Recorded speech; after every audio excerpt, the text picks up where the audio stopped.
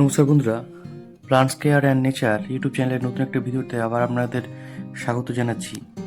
আজকে এই যে গাছটি দেখতে পাচ্ছেন, এটা হচ্ছে সবার পরিচিত ব্যাজিলিয়ান লাকিউড বলা হয়ে থাকে। এবং এই গাছটি গুড এনার্জি, প্রসপারিটি এবং ফরচুনের জন্য খুবই গুরুত্বপূর্ণ একটা ইনডোর প্লান্ট হিসেবে জনপ্রিয়তা লাভ করছে। এবং ফেংশুই অনুযায়ীও এটা আমাদের বাড়িতে যে পজিটিভ এনার্জি আনার ক্ষেত্রে খুবই গুরুত্বপূর্ণ ভূমিকা নিয়ে থাকে। আর নিউ প্লান্টস যে গ্রোয়ার আছে বা এক্সপিরিয়েন্স গ্রোয়ার, সবার কাছে এটি গুরুত্বপূর্ণ বন্ধুরা।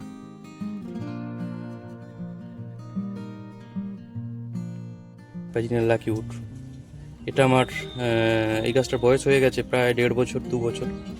এবং গাছটা থেকে কেমন সুন্দর পাতা বার হয়েছে দেখুন। এর এই যে পাতাগুলো খুবই সুন্দর, এবং এটা একটা ফুলও আছে যেটা সাধারণত সাদা রঙের হয়, যদিও তার স্থায়িত্ব খুব বেশি হয় না। দেখছেন গাছটা, এবং এটি পরিচালিত এবং প্রাকৃতিক সৌন্দর্যের একটা প্রতীক, এবং এটা ইনডোর বা গৃহসজ্জার একটা গুরুত্বপূর্ণ উপাদান। এই গাছটাকে আমরা আমাদের ড্রয়িং রুম, স্টাডি রুম বা বেডরুমের বা অফিসের টেবিলে এগুলো করতে পারি।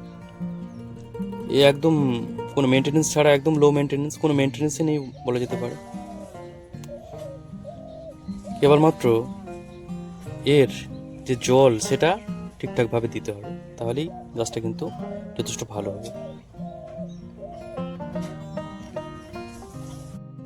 বন্ধুরা, এই যে ব্রাজিলিয়ান লাকিউড যে গাছটা আপনারা দেখতে পাচ্ছেন, এটা সাধারণত একটা গ্রীষ্মমণ্ডলীয় উদ্ভিদ, এবং এটি অ্যাসপারাগাস পরিবারের অন্তর্গত, এবং এর সাধারণ নাম হচ্ছে ড্রাকেনা ফ্রাগ্যান্স।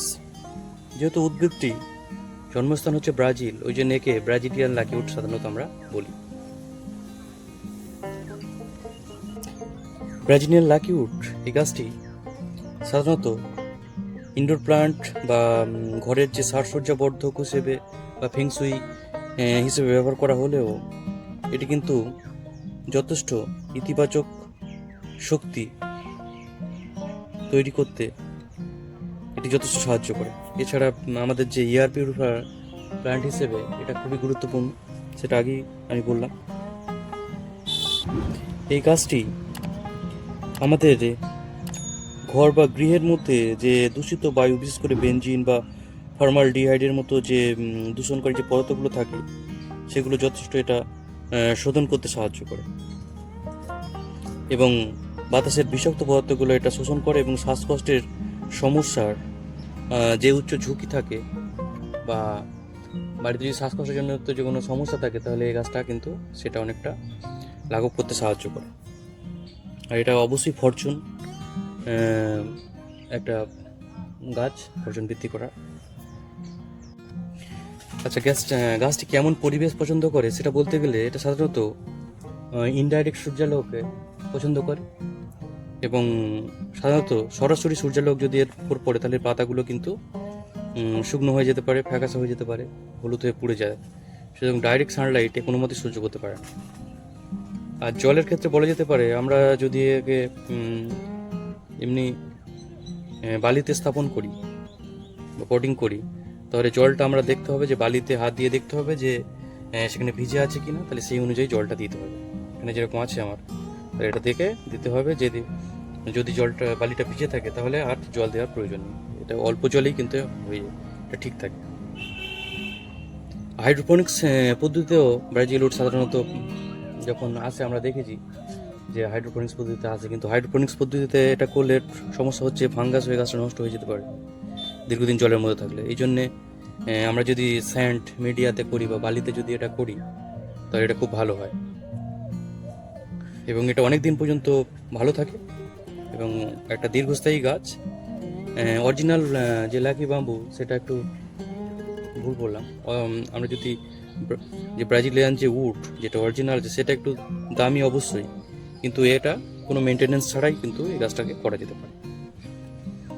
আর মাঝে মাঝে যদি কোনো পোকার মাকড় বা মাইটসের আক্রমণ ঘটে, তাহলে এটাতে হালকা পরিমাণে একটু আমাদের যে নিম তেল আছে সেটা একটু স্প্রে করতে হবে, বা অ্যামিস্টার টপ একটু সামান্য পরিমাণে দিয়ে যদি এটা স্প্রে করা যায় তাহলে এটা ঠিক হয়ে যাবে। আর গাছ কেনার সময় অবশ্যই খেয়াল রাখতে হবে, আমাদের উপরের এই পোর্শনটাতে সাধারণত উপরে ফাঙ্গিসাইড দেওয়া থাকে, একটু ব্লু কালারের ফাঙ্গিসাইড দেওয়া থাকে, সুতরাং সেইভাবে গাছটাকে বসাতে হবে। এবং গাছটাকে অবশ্যই এই যে রুটটা এটা উপরের দিকে থাকবে, উল্টো করে বসালে কিন্তু গাছটা এইভাবে যদি আমরা যখন কিনে আনা হয় তখন এই যেহেতু এই স্যুটগুলো থাকে না, তাহলে তখন বোঝা যায় না যে গাছটা কীভাবে বসাতে হবে। তখন সবসময় খেয়াল রাখতে হবে যে গাছের এই স্যুটগুলো যেন একটু উপরের দিকে থাকে, তাহলে সেইভাবে বসাতে হবে এবং এইভাবে গাছটাকে প্রতিস্থাপন করতে হবে। কিন্তু বালিতে এইভাবে রাখতে হবে, একটু অল্প একটু জল দিতে হবে, তাহলেই গাছটা ঠিক থাকবে।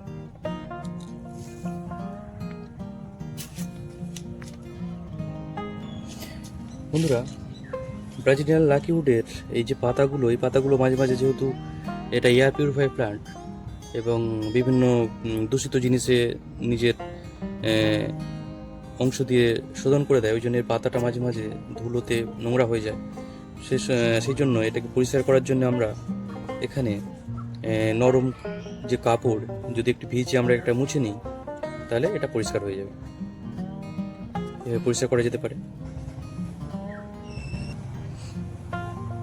মোটামুটি সপ্তাহ বা 15-20 দিন অন্তর অন্তর আমরা যদি এই পাতাটাকে একটু পরিষ্কার করে রাখি, তাহলে গাছটা অনেক ভালো থাকবে, সজীব এবং প্রাণবন্ত থাকবে।